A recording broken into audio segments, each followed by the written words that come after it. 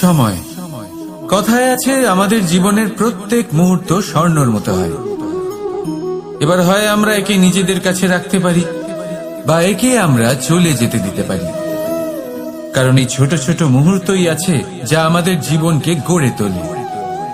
এখন এই জীবন কেমন হবে তা আমাদের উপর নির্ভর করে। যদি আপনি একটা মুহূর্তের যত্ন না নেন, যদি আপনি এক মুহূর্ত ভালো না বাসেন, যদি আপনি এক মুহূর্ত স্নেহের আনন্দ না উপভোগ করতে পারেন, তাহলে দেখতে দেখতেই আপনার সমস্ত সময় নষ্ট হয়ে যাবে, আপনি জানতেও পারবেন না। অর্থাৎ এই সময় স্বর্ণ হতে পারে না। তবে আমরা একে স্বর্ণ বানিয়ে নিতে পারি আমাদের চেষ্টার মাধ্যমে। এই সময় শুধু একটি লাঙল যা মাটির সাথে লড়াই করতে পারে, আর কিছু না। একটা অত্যন্ত গুরুত্বপূর্ণ কথা মনে রাখবেন, আপনার কাছে শুধু সময় আছে। এবার আপনি এটা দিয়ে স্বর্ণ বানাবেন না ঘুমিয়ে স্বপ্ন দেখে একে নষ্ট করবেন, সিদ্ধান্ত আপনারই। রাধা রাধা। একটা সিদ্ধান্ত। এই জীবনে একটা সিদ্ধান্তের গুরুত্ব কি হতে পারে তা কখনো ভেবে দেখেছেন? একটা সিদ্ধান্ত সেই ভিত্তি হতে পারে যা আপনার পুরো জীবনকে বদলে দিতে পারে, এই সমস্ত সংসারকে বদলে দিতে পারে, ভবিষ্যৎ বদলে দিতে পারে। এই সিদ্ধান্ত যে কোন রাস্তা চয়ন করতে হবে, সেই সিদ্ধান্ত যে কখন সামনে এগোতে হবে আর কখন থেমে যেতে হবে, সেই সিদ্ধান্ত যে কখন যুদ্ধ করতে হবে আর কখন নিজেকে পিছু পা হতে হবে। এই সিদ্ধান্ত হলো খুব গুরুত্বপূর্ণ। আর আপনি তো এই সংসারে একা নন, তাই আপনার একটা সিদ্ধান্ত শুধু আপনার জন্যই নয়, সমস্ত সংসারের জন্য গুরুত্বপূর্ণ হতে পারে। এবার এই সিদ্ধান্ত আপনারই হবে। ভাবনা চিন্তা করে নেবেন, সাফল্য পাবেন। রাধা রাধা। ভবিষ্যৎ। সংসারে এমন কোন ব্যক্তি আছেন যিনি নিজের ভবিষ্যতের বিষয়ে ভাবেন না? যে কেউ ভাবেন আমার ভবিষ্যৎ কিছু এরকম হবে, আমি ভবিষ্যতে এরকম কিছু একটা করব, এই সুবিধা থাকবে, এই আনন্দ পাবো, ইত্যাদি ইত্যাদি। কিন্তু সত্যি বলি, ভবিষ্যতের থেকে বড় ভণ্ড আর কেউ নেই।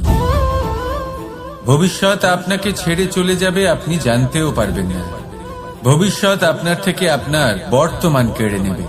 অনেক সময় আমরা ভবিষ্যতের বিষয় ভাবতে থাকি, দুশ্চিন্তা করতে থাকি, ভবিষ্যৎ দিয়ে নিজেকে এতটাই ঘিরে ফেলি যে বর্তমান কি তা ভুলেই যাই, তার বোধই আমাদের থাকে না।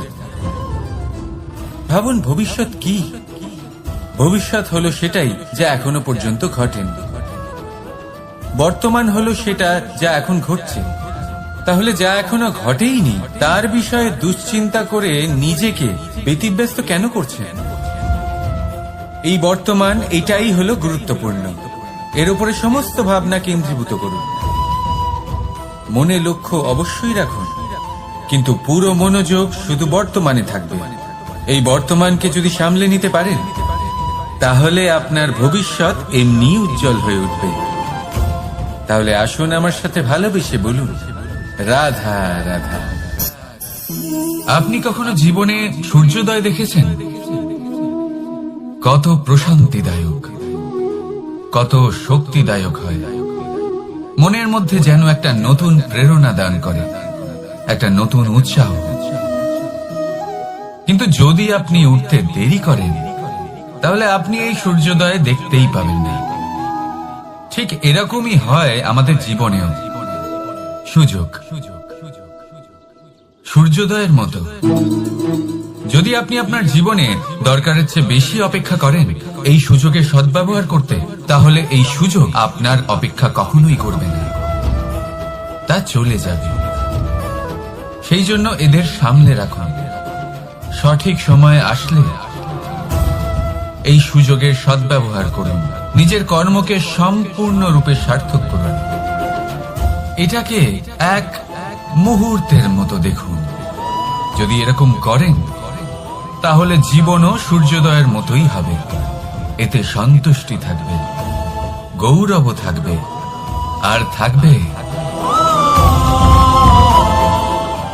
শান্তি। রাধা রাধা।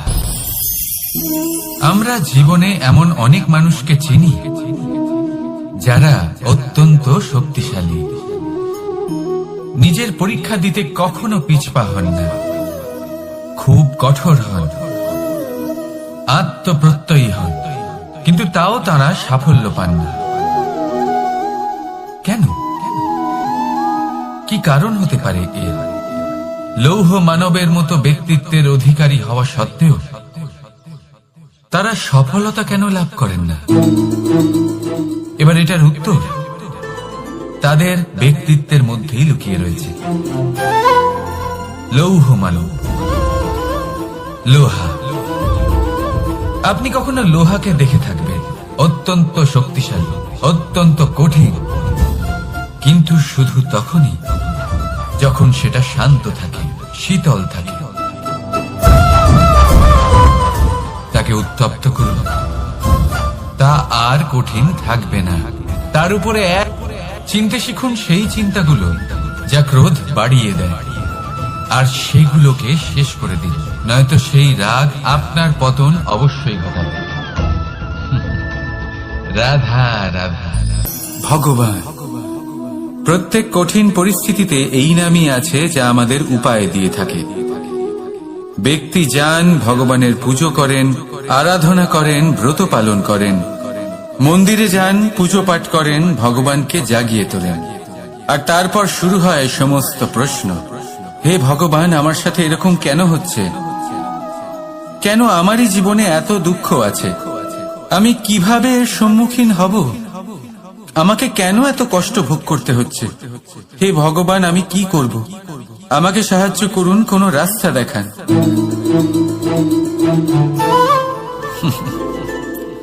চলুন আমি আপনাকে একটা প্রশ্ন করি। মন্দিরে যাওয়ার চেষ্টা করার আগে আপনি কি জীবনে ততটা চেষ্টা করেছেন যতটা সেই সমস্যাকে দূর করার জন্য দরকার ছিল? দ্বিতীয় প্রশ্ন, ভগবানকে জাগানোর পূর্বে আপনি কি নিজেকে জাগিয়ে তুলেছেন? আপনি কি আলস্য ত্যাগ করেছেন? তৃতীয় প্রশ্ন, ভগবানকে জিজ্ঞাসা করার আগে আপনি কি নিজেকে জিজ্ঞাসা করেছেন যে আমি কেন এত অসফল হচ্ছি? যদি না করে থাকেন তাহলে সবার আগে এটা করুন। আপনি সমস্ত প্রশ্নের উত্তর পাবেন, সমস্ত বিপদের পরিত্রাণ পাবেন। অন্য কোথাও নয়, নিজের ভেতরে তাকিয়ে দেখুন। চেষ্টা করুন নিজেকে জাগিয়ে তোলার। আপনি সফল অবশ্যই হবেন, কারণ এই পরমাত্মা, ওই পরমেশ্বর, ওই পরব্রহ্ম আপনার মধ্যেই তো আছে। রাধা রাধা। আমরা অনেকবার লোকের থেকে এই কথা শুনেছি, জীবনে যখনই ধন অর্জন করবে বাঁচিয়ে রাখবে। কি হয়, কঠিন পরিস্থিতিতে আপনার খারাপ সময় তা আপনার কাজে আসে। কিন্তু এই কথা কি 100% সত্যি? ভাবুন, এই সমস্ত ধন যা আপনি অর্জন করেছেন তা কি আপনাকে সুস্বাস্থ্য দিতে পারবে? এই সমস্ত ধন কি আপনাকে সুখ এনে দিতে পারবে? পারবে না, তাই না? চলুন আমি আপনাকে একটা কথা বলি। পরমেশ্বর, ঈশ্বর, যদি এই ঈশ্বরের ওপর আপনি বিশ্বাস রাখেন, সর্বদাই ভালো কাজ করেন, সবার মধ্যে প্রেম ছড়িয়ে দেন, আর সবার জন্য শুধু ও শুধুমাত্র শুভ কামনা করেন, তাহলে আপনার সাথে কখনো কোনো খারাপ হতে পারে না। তাই সময় বদলান, সময় বদলানোর উপকরণ নয়। আর ভালোবেসে বলুন রাধা রাধা। অনেকবার আমাদের দৃষ্টিভঙ্গি এমন হয়ে থাকে যে আমাদের আসল সত্যের থেকে অনেকটা দূরে নিয়ে যায়। আমরা যেরকম দেখি সেরকম সবসময় হয় না। এবারে দেখুন না, আমরা মানুষেরা আমাদের ভালো লাগে, আমরা কোথাও গেলাম, আমাদের স্বাগত জানানো হলো, আমাদের প্রশংসা করা হলো, কেউ আমাদের দিকে হাসি মুখে তাকালো, আমাদের ভালোবাসলো, আমাদের ভালো লাগে। কিন্তু যদি কেউ ক্রুদ্ধ হয়, কটাক্ষ করে, ব্যঙ্গ করে, তাহলে আমরা তক্ষুনি তাকে নিজের শত্রু ভেবে ফেলি, তার উপরে ক্রুদ্ধ হয়ে যাই। একটা কথা মনে রাখবেন, এই হাসি সবার জন্যই হয়। আপনি তাদেরকেও হাসি উপহার দিতে পারেন যাদের আপনি চেনেন, তাদেরও দিতে পারেন যাদের আপনি চেনেন না, ছোটদের দিতে পারেন, বড়দের দিতে পারেন, সবার জন্যই হলো এই হাসি। কিন্তু ক্রোধ, ক্রোধ তাদের উপরেই আসে যাদের আমরা জীবনে কখনো হারাতে চাই না, যাদেরকে আমরা অসম্ভব ভালোবাসি, যাদের জন্য আমরা আশা করি যে তাদের জীবনের পরবর্তী সময় সব সময় সুখময় হোক, উজ্জ্বল হোক। সেই জন্য আপনার জীবনের সমস্ত সেই ব্যক্তি যারা আপনার উপরে ক্রুদ্ধ হন, কটাক্ষ করেন, জরুরি নয় তিনি আপনার শত্রুই হবেন। হতে পারে সে হলো আপনার শুভাকাঙ্ক্ষী, যিনি আপনার শুধুমাত্র ভালোই চান, যিনি আপনার জন্য একটা সুন্দর ভবিষ্যৎ চান। সেই জন্য সব সময় মন দিয়ে অন্যের কথা বোঝার প্রয়াস করুন। আপনি জানতে পারবেন তাদের কর্মের ধর্ম কি হতে পারে, আপনি জানতে পারবেন তাদের ক্রোধের মর্ম কি হতে পারে। রাধা রাধা। জীবনের এই পথে এগোতে এগোতে আমরা কোথাও থেমে যাই, আমরা জানি না কেন। আমরা চেষ্টা করি যেন আমরা সামনে এগোতে পারি, কিন্তু এরকম হয় না। কি কারণ হতে পারে? আসুন আমি আপনাকে বোঝাই। মনে করুন আপনি কোনো রাস্তায় হাঁটছেন, আপনার পা মুচকে গেল, আপনি পায়ে আঘাত পেলেন। এখন এই আঘাত যদি আপনাকে পথ চলতে বাধা দেয়, তখন আপনি থেমে যান। যদি আপনার ভাবনা চিন্তা ক্ষুদ্র হয়, তাহলে আপনি জীবনে কখনোই এগোতে পারবেন না। ভেঙে যাওয়া কলম দিয়ে আপনি কখনো চিঠি লিখতে পারবেন না। ঠিক সেইভাবেই যদি আপনার মনে অন্যের জন্য হিংসা থাকে, তাহলে আপনি আপনার নিজের ভাগ্য লিখতেই পারবেন না। কাজের প্রতি আলস্য আপনাকে কখনো ধনী হতে দেবেই না, আর ধনের প্রতি লোভ তা আপনাকে কখনো মহান হতে দেবে না। ছোট একটা কথা, কিন্তু এ হলো অত্যন্ত গুরুত্বপূর্ণ। ভাবনা চিন্তা অবশ্যই করুন, আর বোঝার চেষ্টা করুন সেটা যা আপনি বুঝতে চান। হতে পারে আপনি এমন কোনো পথ খুঁজে পেলেন যার ফলে আপনি কোনো খারাপ পথে যেতে যেতে থেমে গেলেন, বা আপনি এমন কোনো অর্থ খুঁজে পেলেন যা আপনাকে মহান হবার পথে অগ্রসর করে দিল। রাধা রাধা। অহংকার এ হলো ছোট একটা শব্দ, কিন্তু এর প্রভাব অত্যন্ত বৃহৎ হয়ে থাকে।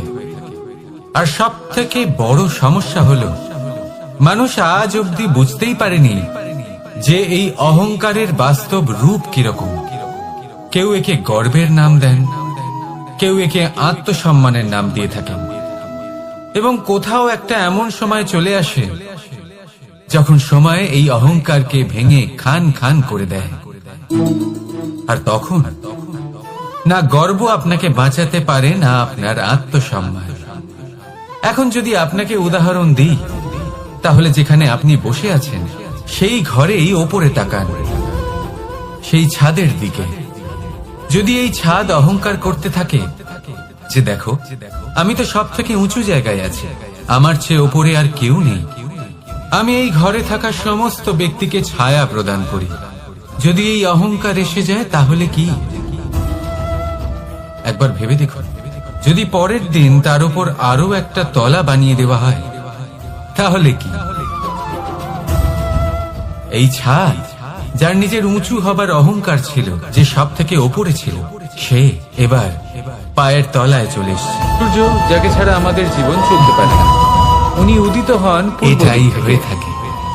এবং এই কারণে মনে সূর্য কখনোই মহান নন বা অহংকার পবিত্র নন পোষণ যে করবেন উনি না। পূর্ব দিক যদি থেকে উদিত মনের হন। মধ্যে কিছু রাখতে উনি চান, এই কারণে মহান, তাহলে কারণ প্রেমের উনি আমাদের ধারা, সকলকে প্রকাশ স্নেহ প্রদান রাখুন। করেন। এবং এই পূর্ব দিক এই অহংকারকে কারণে আপনি যা মহান, ইচ্ছে কারণ নাম দিন, সেদিক থেকে গর্ব হোক। সূর্যোদয় হয়। আত্মসম্মান হোক। এবার এর দ্বারা সূর্যাস্ত আপনার হয়ে থাকে কোনোভাবেই কোনো লাভ পশ্চিম হবে দিক না। থেকে, আর তাই বেশিরভাগ মানুষ তাহলে পশ্চিমকে এই অশুভ মনে করেন, অহংকারকে অপবিত্র ত্যাগ মনে করুন। করেন। সেখানেই যদি আমি আর আমার উত্তর সাথে এবং ভালোবেসে দক্ষিণের কথা বলুন, বলি, তাহলেও সেই একই ব্যাপার। রাধা রাধা। উত্তর দিকে যদি আমরা কখনো যাত্রা করতে চাই, তাহলে আমরা নিঃসংকোচে সময় যথাসম্ভব শ্রেষ্ঠ রাখুন।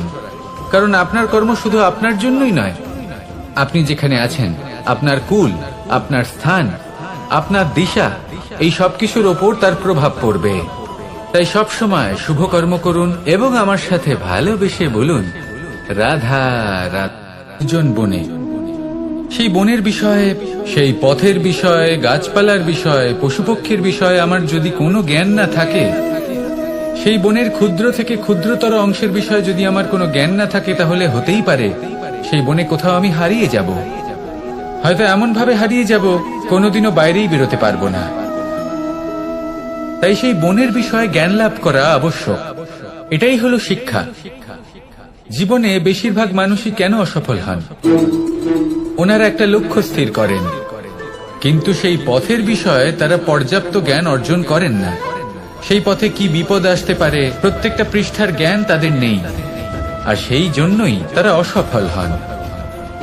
আপনি জীবনে যখনই কোনো লক্ষ্য স্থির করবেন, কোনো লক্ষ্য সাধন করবেন, পরিকল্পনার সাথে সেই পথে অগ্রসর হন। সেই পথকে বোঝার চেষ্টা করুন, সেই পথের বিপদ সম্পর্কে জ্ঞান লাভ করুন, সবকিছু জানার চেষ্টা করুন, অজানা তথ্য আহরণ করুন, আর তারপর সেই লক্ষ্যের প্রতি নিজেকে সমর্পিত করুন। তবেই আপনি সাফল্য লাভ করবেন। আর এই মন প্রসন্ন হয়ে বলবে, এই সংসারে সবচেয়ে বড় পাপ কি হতে পারে? কেউ বলবেন অসত্য, কেউ বলবেন ছলনা, আবার এটাই হলো শিক্ষা। জীবনে বেশিরভাগ মানুষই কেন অসফল হন? ওনারা একটা লক্ষ্য স্থির করেন, কিন্তু সেই পথের বিষয়ে তারা পর্যাপ্ত জ্ঞান অর্জন করেন না। সেই পথে কি বিপদ আসতে পারে প্রত্যেকটা পৃষ্ঠার জ্ঞান তাদের নেই, আর সেই জন্যই তারা অসফল হন। আপনি জীবনে যখনই কোনো লক্ষ্য স্থির করবেন, কোনো লক্ষ্য সাধন করবেন, পরিকল্পনার সাথে সেই পথে অগ্রসর হন। সেই পথকে বোঝার চেষ্টা করুন, সেই পথের বিপদ সম্পর্কে জ্ঞান লাভ করুন, সবকিছু জানার চেষ্টা করুন, অজানা তথ্য আহরণ করুন, আর তারপর সেই লক্ষ্যের প্রতি নিজেকে সমর্পিত করুন। তবেই আপনি সাফল্য লাভ করবেন। আর এই মন প্রসন্ন হয়ে বলবে, এই সংসারে সবচেয়ে বড় পাপ কি হতে পারে? কেউ বলবেন অসত্য, কেউ বলবেন ছলনা, আবার কেউ বলবেন লালসা। না, সংসারে সবচেয়ে বড় পাপ হলো নারী জাতির অসম্মান, নারীর মান ভঙ্গ করা। কারণ এই অপরাধ কেবল নারীর শরীরকেই নয়, বরং তার মন আর আত্মাকেও আহত করে থাকে। তাহলে এবার প্রশ্ন হলো, যে এই অপরাধ করেছে তাকে কি শাস্তি দেওয়া উচিত? কেউ বলবেন শারীরিক যন্ত্রণা, আর কেউ বলবেন মৃত্যুদণ্ড। কিন্তু এই অপরাধের শাস্তি নির্ধারণ করার আগে এটা জানার কি কোনো প্রয়োজন নেই যে অপরাধী আসলে কে? এখন আপনি বলবেন সহজ ব্যাপার, সেই পুরুষ যে নারীর মান ভঙ্গ করেছে। কিন্তু এ কি সম্পূর্ণ সত্যি? নিজের অপমানের জন্য, নিজের সম্মানকে নিজেই হারানোর জন্য কখনো নারী কি নিজে দায়ী হতে পারে না? ভেবে দেখুন, সম্মান হানির থেকে বাঁচার জন্য সর্বপ্রথম সম্মানের সীমার উপর নজর দেওয়া প্রয়োজন। রাবণ সীতার হরণ এই জন্যই করতে পেরেছিলেন, কারণ সীতা নিজের বোকামোর জন্য রাবণের সেই সীমা উল্লঙ্ঘন করা সহজ করে দিয়েছিলেন। কিন্তু অশোক বাটিকাতে সেই সীতাকেই রাবণ স্পর্শ পর্যন্ত করতে পারেননি, কারণ সে রাবণ আর তার মাঝখানে ঘাস দিয়ে একটা ছোট রেখা বানিয়ে দিয়েছিলেন।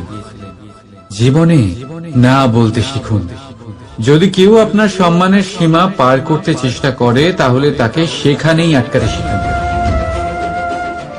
আপনার উপরে ওঠা প্রথম হাত, প্রথম কটাক্ষ ওইখানেই আটকাতে শিখে নিন।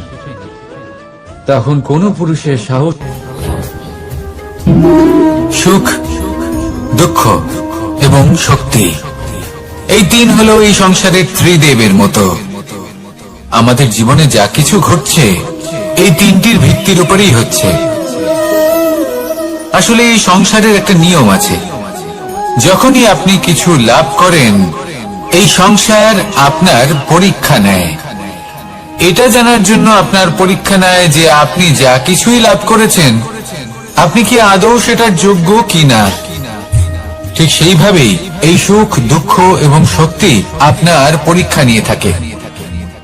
যখন সুখ আসে তখন সে আপনার পরীক্ষা নেয় যে আপনার মধ্যে অহংবোধ জাগ্রত হয়নি তো। যদি অহংবোধ চলে আসে তাহলে সুখ সেখানেই সঙ্গ ত্যাগ করে। দুঃখ আপনার ধৈর্যের পরীক্ষা নিতে থাকে, আর যদি আপনার মধ্যে ধৈর্য না থাকে তাহলে এটা আপনাকে আরো বেশি দুঃখের গভীর অন্ধকারে ঠেলে দেবে। সেখানে শক্তি পরীক্ষা নেয় আপনার বিনম্রতার। যদি আপনি বিনম্র না হন তাহলে হয় এই শক্তি আপনার সঙ্গ ত্যাগ করবে, নয় এই শক্তি বিনম্রতার অভাবে আপনার পতনের কারণ হতে পারে। এই সংসারে যে কোনো ব্যক্তি যিনি এই পরীক্ষায় উত্তীর্ণ হয়ে থাকেন এই জীবনে তিনি সাফল্য লাভ করেন। আসুন আমার সাথে ভালোবেসে বলুন, রাধা রাধা। ভয়ের সাথে আমরা সবাই পরিচিত, কষ্ট আমরা সবাই পেয়েছি। কখনো কখনো আমরা অসুস্থ হয়ে পড়ি, আর এমন সময় হলে মাতার মমতা, কখনো বাবার স্নেহ, কখনো বন্ধুদের পাশে থাকার অনুভূতি আমাদের রোগ নিরাময়ে সাহায্য করে। কখনো যদি আমরা নিরাশ হয়ে পড়ি, তখন যদি আমাদের কোনো আপনজন আমাদের দুটো ভালো কথা বলে তখন আমাদের মনোবল বেড়ে যায়। ঠিক তেমন সংসারের এই রঙ্গমঞ্চে যদি আপনি পীড়িত অনুভব করেন, কিছু শুভ কথা আলোচনা করুন, কিছু স্তুতি গান করুন, কিছু মুহূর্তের জন্য হলেও নিজের ইষ্টদেবের কথা স্মরণ করুন আর প্রার্থনা করুন। সাহস বাড়বে, শক্তিও বৃদ্ধি পাবে এবং সামনে এগিয়ে চলার পথও দেখতে পাবেন। তখন এই মন প্রসন্ন হয়ে বলবে, রাধা রাধা। এই সংসারে কখনো কোনো ব্যক্তিকে তার বাইরের পোশাক দেখে বিচার করার চেষ্টা করবেন না, এটা খুব বড় ভুল করবেন। যেমন আমরা জীবনে অনেক সময় এমন করি, ধরুন কোথাও একটা গাছ দেখলাম, খুব বিশাল আকারের একটা গাছ, যেটা মাটির থেকে অনেক উঁচুতে পৌঁছে গেছে, যার বিশাল শাখা আছে। সেগুলো দেখে আমরা ভাবি যে এই গাছে হয়তো কত সুস্বাদু ফল আছে, আমরা সেই গাছের পরিচর্যা করতে থাকি। আবার অন্যদিকে হলো একটি তৃণ, যেটা মাটি থেকে কিছুটা উঁচুতে পৌঁছেছে, কিন্তু সেই তৃণর নিচে, মাটির নিচে অত্যন্ত সুস্বাদু ফল বা সবজি জন্ম নেয়, যা আমাদের স্বাস্থ্যের পক্ষে অত্যন্ত উপকারী। সেই জন্য কখনো আবরণ দেখে কাউকে বিচার করতে চেষ্টা করবেন না। তার বদলে এটা বোঝার চেষ্টা করুন যে আপনার সামনে যে ব্যক্তি আছে বা বস্তু আছে তার বিশেষত্ব কি। যদি এই বিশেষত্ব বোঝার ক্ষমতা আপনি অর্জন করেন, যদি এই শিল্প আপনি নিজের ভেতরে জাগ্রত করেন, তাহলে এই সংসারে বিশেষত্ব কি সেটা আপনি জানতে পারবেন। আর এই সমস্ত খেলা দৃষ্টি থেকে নয়, দৃষ্টিভঙ্গি থেকে জন্ম নেয়। দৃষ্টিভঙ্গি সবসময় শুভ রাখুন আর আমার সাথে ভালোবেসে বলুন, রাধা রাধা। লোকে বলে মানুষ নিজের ভবিষ্যৎ জন্ম থেকেই লিখিয়ে আনে, অর্থাৎ এখানে এই কপালে। ভাগ্য দেবতা আমাদের সমস্ত উত্থান, সমস্ত পতনের হিসেব সবটা লিখে দেন। কিন্তু কপালে কেন, পায়ে নয় কেন? যদি পায়ে লেখা হয় তাহলে আমরা পড়তে পারবো, যদি কপালে লেখা হয় আমরা ছাড়া বাকি সবাই পড়তে পারবে। এবারে আমাদের কপাল এখানে তাই প্রতিফলিত হয় যা আমাদের মস্তিষ্কে আছে, আর মস্তিষ্কে থাকে আমাদের ভাবনা। তাই এই ভাবনার ধনাত্মক হওয়া অত্যন্ত জরুরি। এতে বিকাশের জন্য স্থান রাখুন, এতে সবাইকে একসাথে নিয়ে চলার ভাবনা রাখুন, আর বিশ্বাস করুন আপনার মস্তিষ্কের এই ভাবনা সাফল্য রূপে আপনার কপালে অবশ্যই লিখিত হবে। কারণ আপনার ভাবনাই সত্য হয়ে আপনার জীবনে আসে। রাধা রাধা। সময় বড়ই অদ্ভুত, এই সময়, তাই না? দেখতে গেলে এটা একটা অনুভূতি, একটা সংখ্যা, একটা বিষয়। এবারে দেখুন না, সূর্যোদয় সকলের একসাথেই হয়, তাই তো? কারোর আগে কারোর পরে এমন তো হয় না, সবার একসাথেই হয়। আবার সূর্যাস্ত সকলের একসাথেই হয়।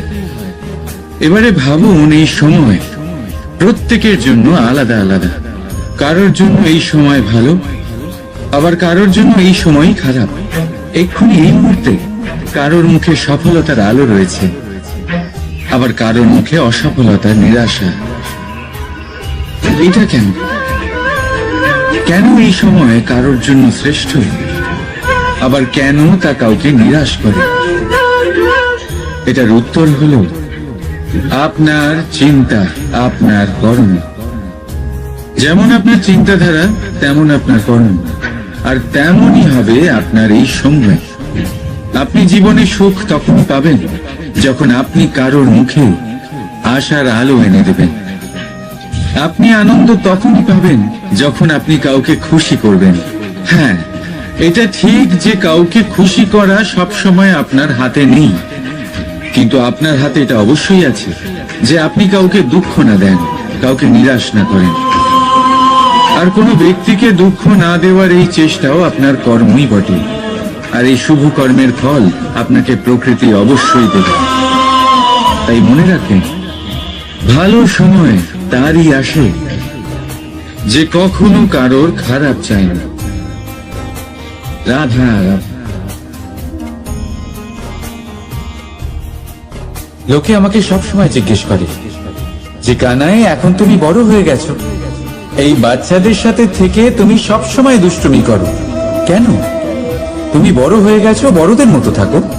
বেশিরভাগ লোকে এটা বুঝতে পারে না, ভাবে উনি তো ভগবান, ভগবানের মতো গম্ভীর নয় কেন? এবারে আমি কি করে বোঝাবো সবাইকে যে আমার ভগবান হওয়ার পিছনে যে সবচেয়ে বড় রহস্য, তা হলো এই বাচ্চারাই।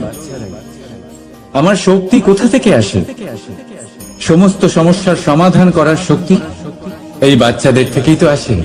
জীবনে বাঁচার শক্তি, সংসারকে প্রেম শেখাবার শক্তি এই বাচ্চাদের থেকেই আসে। কারণ বাচ্চাদের থেকে বড় কোনো ভগবান হয় না। এবারে দেখুন না, পুরাণ আর বেদের কোনো জ্ঞান নেই ওদের, কিন্তু খুব ভালোভাবেই জানে যে একজন উদাস ব্যক্তির মন কি করে ভোলানো যায়, কি করে তাকে আনন্দ দেওয়া যায়। আর এই এক বিশাল ব্যাপার। কোনো ন্যায়, কোনো নীতির জ্ঞান নেই ওদের, কোনো ভেদাভেদ করতে জানে না। কিন্তু এটা অবশ্যই জানে একজন একা অজানা ব্যক্তিকে নিজের দলের সদস্য কি করে বানাতে হয়, কি করে তাকে আপন করতে হয়।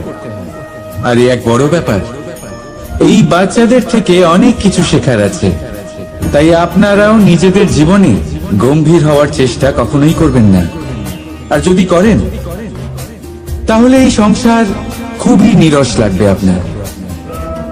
আপনিও বাচ্চাদের মতো নিষ্পাপ থাকুন আর নিজেকে আনন্দে রাখুন। লাভ আর ক্ষতির ঊর্ধ্বে গিয়ে সম্পর্ককে দেখুন। জ্ঞান অর্জন করার পরিবর্তে ভালোবেসে সম্পর্ক পালন করুন। আপনি নিজেই বুঝে যাবেন যে এই সংসার কতটা সুন্দর। রাধা রাধা। মানুষ জন্ম নেয়, আর জন্ম নিলেই তার জীবনযাত্রা শুরু হয়ে যায়। তারপর সে পরিশ্রম করে, লড়াই করে, আর সে তার ফল অবশ্যই পায়। সেই নিজের জীবনযাত্রা নিজেই সাজায়। তার জীবনে ভয় ততক্ষণ প্রবেশ করে না যতক্ষণ না সে জীবনে কিছু অর্জন করে। একবার সে কিছু পেয়ে গেলে তারপরে সেটা হারিয়ে যাওয়ার ভয় মনের মধ্যে জন্ম নেয়। তারপর সে ভাগ্য, জ্যোতিষ, ভবিষ্যৎ এই সব দেখতে ব্যস্ত হয়ে পড়ে। আমি আপনাকে একটা প্রশ্ন করছি, আপনি যখন এই সংসারে এসেছিলেন কি নিয়ে এসেছিলেন যে আপনি হারাবেন? কিছুই না। আপনার বশে আপনার জীবনের সেই মুহূর্তই আছে যা আপনার হাতে আছে, অন্য কিছুই নয়। আপনার হাতে আছে আপনার কর্ম। যে জীবনে দুর্ভাগ্যে হতাশ হয় না, যে অসফলতার জন্য ভেঙে পড়ে না, সেই এই জীবনে বিজয়ী হয়। বলুন, যখন আপনার জীবনে কিছুই ছিল না, কি করেছিলেন?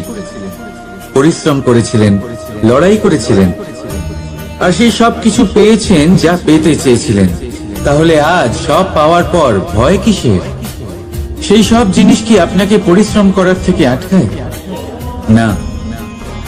সেই জন্য নিজের হাতের রেখায় কখনো নিজের পথ খুঁজবেন না, কারণ এই সংসারে যাদের হাতই নেই তারাও নিশ্চিতভাবে তাদের নিজের পথ নিজেই বানিয়ে নেয়। তাহলে আপনার কি নিয়ে চিন্তা? রাধা রাধা।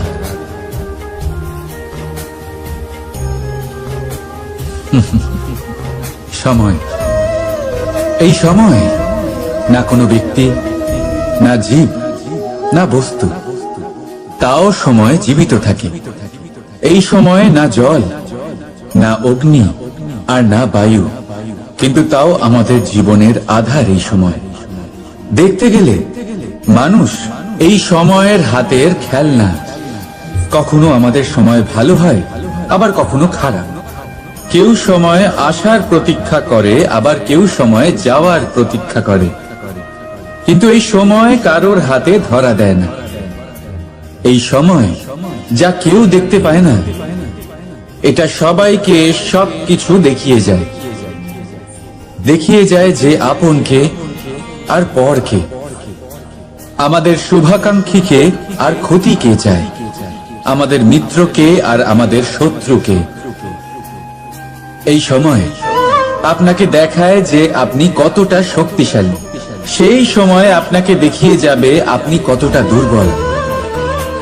এই সময় সব কিছু দেখিয়ে যায়। তাই এই সময় যা এতটা শক্তিশালী, তা আমরা নষ্ট কেন করি? ভেবে দেখুন।